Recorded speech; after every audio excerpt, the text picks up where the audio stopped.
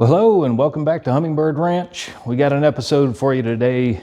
We got to do a little bit of trailer maintenance, so I figured I'd go ahead and film this for those of you that have never checked wheel bearings or repacked them or done any kind of trailer maintenance whatsoever. Usually trailers are pretty low maintenance for the most part, but every now and then after a certain amount of miles and a certain amount of loads, you got to do a little bit of maintenance on them. And it's pretty minimal, but we'll walk you through it. Show you our little tool list. We got the floor jack, of course, we need that. We do have wheel chocks. That far wheel over there is chalked, although you can't see it just yet because we're going to start on this side. But basic set of tools. Got a 1/2-inch torque wrench and a couple of different extenders. I've got a 13/16 socket right there. We got our bearing packer or grease packer for the bearings. Got a little headlamp in case we need to see something. And then I got the electric torque wrench there, or impact wrench. We're gonna get started by loosening these lug nuts. Make sure we're lefty-loosey, rightsy-tightsy.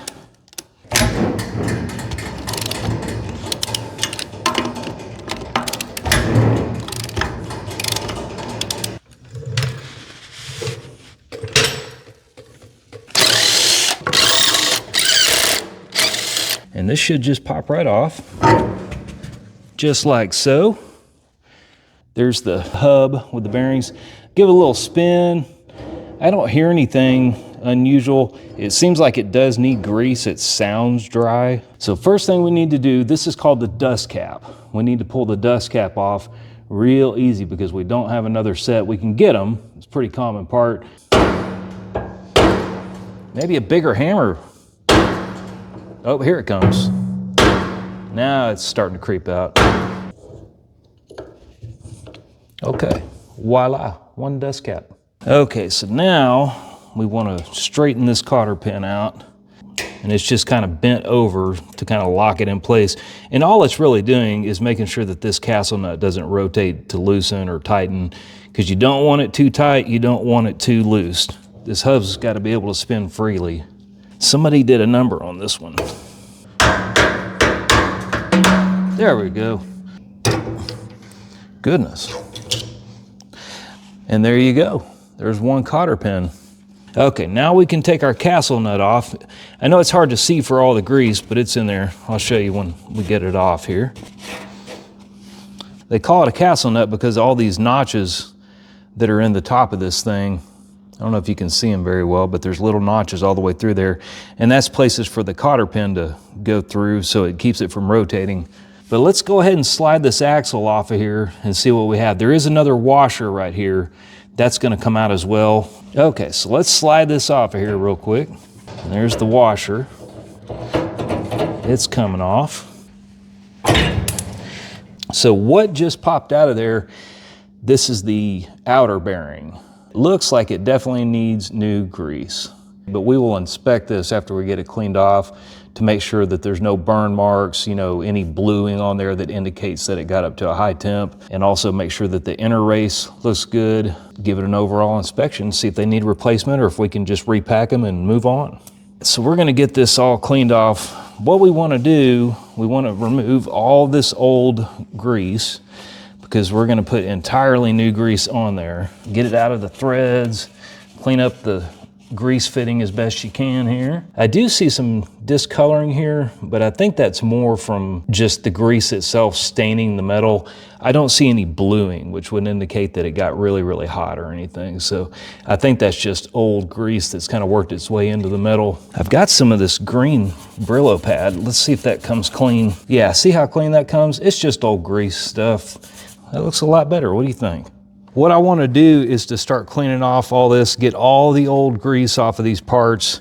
We'll start with the washer here. The cotter pin, I'm not going to be able to salvage that, so it's going in the trash, because I also found cotter pins. Look at that. So we're in really good shape, much better shape than I thought we were going to be in. Get some of this old grease out. All right, that's pretty darn good.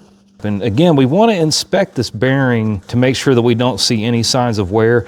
And you're not going to get 100% of this grease out of there unless you go soak it in like some Berryman's or something like that. Is when we pack these bearings full of new grease, it's going to force all the old grease out, and we're gonna wipe that off and make sure that we're getting all brand new stuff in there. And I'm gonna show you two different methods for packing bearings, because there is kind of an old school way to do it by hand. Just upon initial inspection, I really don't see a whole lot going on with this. I don't see any bluing or burn marks. It moves pretty smoothly. There's not a lot of play in this. Matter of fact, there's pretty much none. So I think we're in good shape just to repack this and use it. We got to take this seal off in order to get the inside bearing out of there. It's a larger one. There's a race that's pressed into the hub. You want to inspect the race because that's another place where things can happen too. It can crack, it can have bluing on it from getting up to high temperature. And if it gets up to high temperature, that means that you've ruined the integrity of the metal, and it's going to be weaker than what it's intended to be. This is really hard stuff, this metal. Yeah, it looks to be in good shape. I don't see any excessive wear on it or anything. So we've got to get this seal out of here, this grease seal. This is a pretty standard, they call it a double lip seal, and it's got a spring around it to give it a little tension, and that is what seals the hub off and allows the grease to stay only in the hub and not to escape and go down the shaft and get slung all over the inside of your wheel. So let's do that. Let's put this thing in a vise and clamp down on it and see if I can get it out that way. Okay, now we got that set up. Let's get back in there. Yeah, boys and girls, that is stuck like Chuck. We're gonna need a bigger hammer. Let's try something that doesn't have quite as much of a point on it. There it goes. Look at that. Get that nasty thing out of there. Throw that away. Leverage is the key. Leverage is the key. The outer bearing is just sitting right in there and comes right out. Got a lot of grease on it. We got to clean that off. Just want to get all that old grease off there so we can properly see everything and inspect everything. Again, I really don't see any discoloration, any bluing. Nice and easy movement there. I don't feel any resistance at all. We'll be able to reuse this and repack it. Again, we're just going to use our shop rags here, and we just want to get all that grease out of there. So everything looks pretty good. So you want to inspect the outer race of both the outside and the inside bearing. They're both in there. And I don't see any cracks or anything of that nature. That's all clean and inspected. Everything is definitely reusable. We want to make sure that we don't have any trouble getting that seal in there. I think we're ready to start packing our bearing. So this time I did put gloves on because we're fixing to put the grease inside the hub. I used the Valvoline multi-vehicle high temp. That's the most important, high temp, because there is a lot of friction in that wheel bearing. You can use whatever you like. There's other brands out there. I think Lucas has a nice brand of grease. Whatever floats your boat, but do make sure that it is high temp. That's the most important. You don't want too much. You don't want to overpack it. You can kind of see in there about how, like I did it. Dap it in there a little bit. Okay, so we're gonna set that side, and I'm gonna take the larger of the two, which is the outside bearing, the inside bearing, and I'm gonna show you, because I said there's two ways to do this to repack a bearing. This one is just by hand, old school.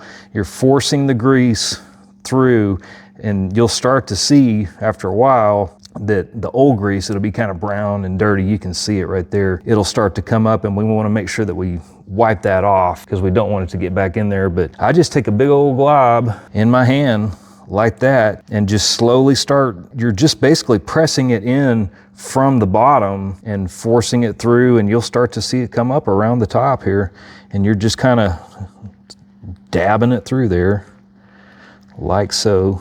Oh, sorry, hopefully you can see all this. It's not fast, but it does work if you don't have a packer. See, that's all the brown grease that's in there that's being forced out because I'm forcing this new grease up underneath it, and it's all gonna come out. And like I say, when it gets up here and you start to see the red instead of the brown, then I'm gonna take a piece of shop towel and wipe all that off and throw it away because I don't want that mixed in. But you probably don't want to watch 20 minutes of this, so I'm going to go ahead and finish this up and I'll show you what it looks like when I'm done. So I finally got this thing done, and I don't know if you can see all this, if it's coming in focus real good, but I don't have any more brown coming out of this thing. It's all very red, very fresh, very clean, very new, and that's the way you want it. And it came out everywhere all the way. So I'm done with that one. Like I said, it's a little bit slow going, but we're going to show you a little bit easier way to do this. I'm going to go ahead and set this down here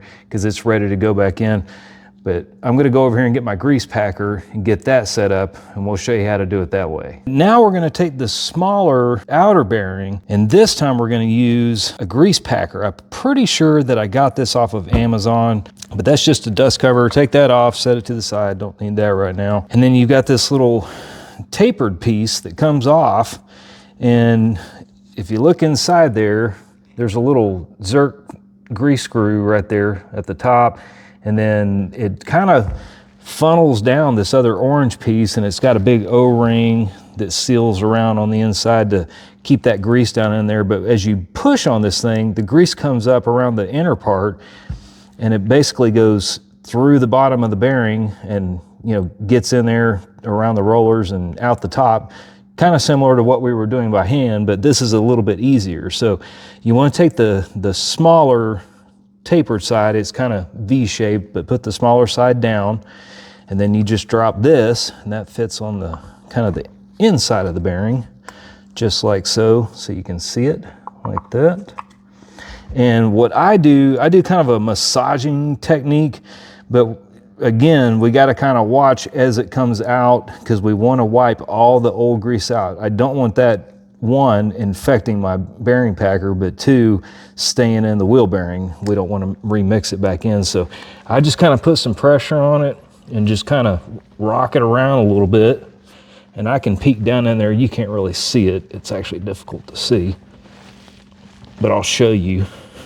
So if you look in there, you can see that brown, nasty grease, just like before, coming out of the top of the bearing. So what I want to do is, while that's there, before it gets overflowing and gets into my work area there, I want to go ahead and just take a little piece of shop towel, and I'm just going to wipe that off and throw it in the trash can. That way it doesn't get mixed in there. So just like so, all that brown grease coming off into the trash can. And then basically we just keep repeating this slowly but surely until it's all red, fresh grease. Brown out. Still brown. Do it again. Okay, that's it. Everything's red, everything's good. We're gonna pull this bearing out. I'm gonna get a little bit more to kind of add to it here. So yeah, just adding a little bit extra to that, kind of goop it up. And we will set that to the side. And I think we are ready to start putting this stuff back together. So hold tight. First thing you wanna do is you wanna take the larger of the two bearings. This is the inner bearing, and it goes tapered side down because it rests in the outside race. Let's put just a little bit on top of there, right there. That's super easy. Yeah, just a little dab there. Nothing bad. All right, and then the next thing we want is our new seal. So bearing and then seal. And there is kind of a chamfered or beveled edge that helps kind of guide this in there, but you just want to set it right on top. You're not going to be able to press it in by hand. It's got to be a tight seal. That's the whole point of this thing, is to keep that grease trapped in there and not let it fling out everywhere all over the inside of your tire or your wheel. Anyway, so put that on there, and the method that I use to do this is real easy. I actually got to take my glove off for just a minute here. Is I take a mallet. I like the big rubber mallet because this is going to spread the distribution of force fairly equally around this thing. But what I do is I place a 2x4 on top of it, and that will also help give an even distribution when I go to whacking on this thing to get it seated. So basically just put that on there, make sure you're nice and level, and just give it a good sharp wrap there and see how it's starting to go, just like so. All right, a little more on this side. Yeah, and that's it. And the wood's kind of somewhat soft, so it's not like you're banging this with a regular hammer, and taking a chance of damaging this ring here on the seal. Let me do it one more time right there. Yeah, and that's it. You want to make sure that the seal is kind of recessed. It's just barely recessed below the hub here. And that will hold that bearing in place when we go to reinstall it on the axle there. And let's flip this over. And so this is where this bearing will go in. We'll put it in, tapered side in, and then the washer, and then the castle nut, and then a brand new cotter pin. So let's go over to the trailer and see how all that stuff goes together. One thing we do need to do is put a little bit of grease on this shaft here.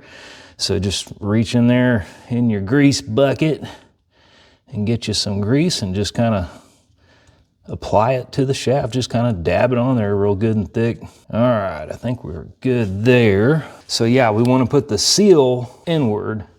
So just slide that on that shaft right there, and it'll seal just like so. There we go. So now we take our bearing. I'm gonna put that in there.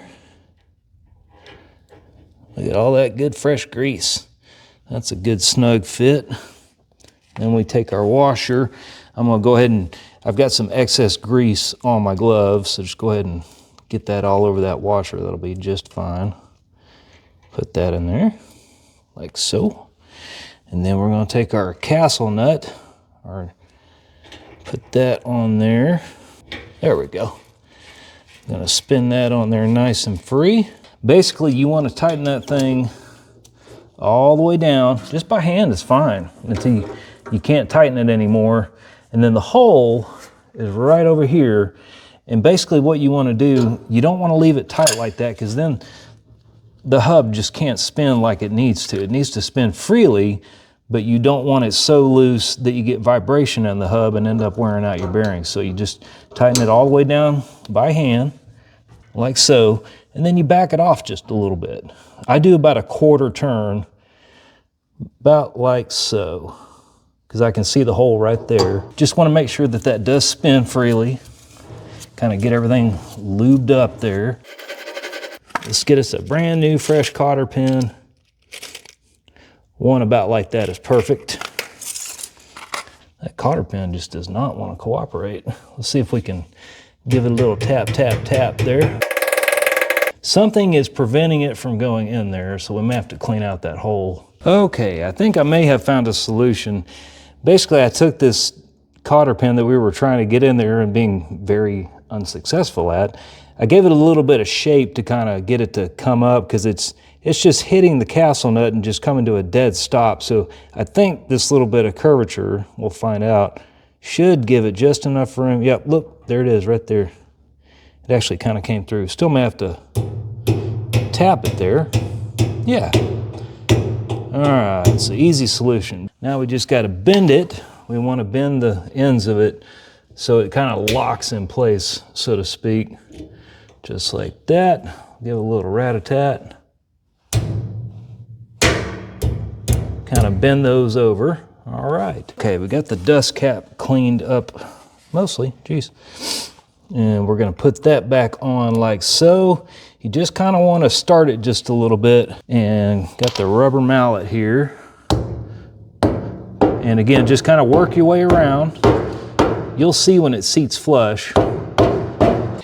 And that's it. So all we got to do is put the wheel back on. We're almost done with our little project here. We got everything freshly greased up, assembled, back on, button down, all that good stuff. I would give a quick inspection while you've got the tire off. It's a lot easier to do. Matter of fact, let me brighten this up a little bit so you can see better. There we go. Give a quick inspection to like the leaf springs in here. Make sure that nothing's broken there. I would also check the nuts on these U-bolts that hold the axle onto the leaf spring, or vice versa. Let me brighten that up again. And just make sure that those haven't backed off or need to be tightened down or anything like that. But while you're in there, give it a good inspection, make sure everything is as it should be. Make sure you put it on the right way. There we go, just like so. And the proper torque specs for this is gonna be, it's anywhere from 90 to 120 pounds, foot-pounds, excuse me. I'm gonna go ahead and do 120 just to be on the safe side.